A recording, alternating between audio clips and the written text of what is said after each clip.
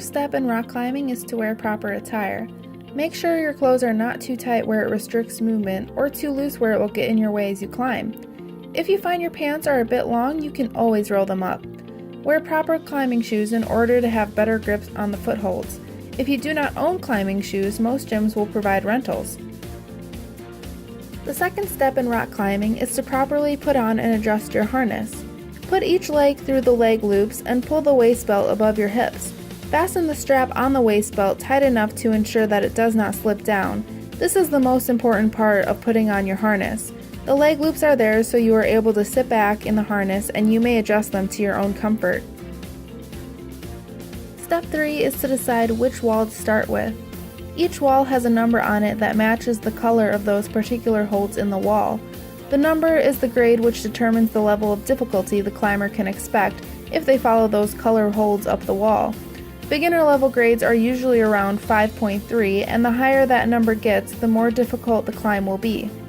The fourth step is to clip in with what is called a carabiner. These are found on the wall or mat away from the wall depending on the gym you go to. You must push in and then twist the carabiner to get it to open. Then clip it in the belay loop on the harness. During this process, be sure not to let go of the clip or else it'll fly to the top of the auto belay. Finally, give it a tug to make sure it is clipped in properly. Step 5 is to start climbing.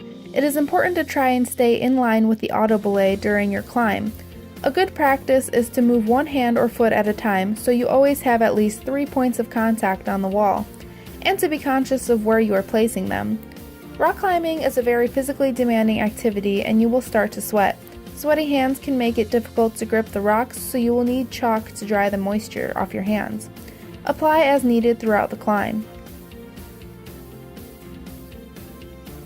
Step 6 is when you reach the top of the wall, you have the option to climb back down or simply lean back and let go of the wall.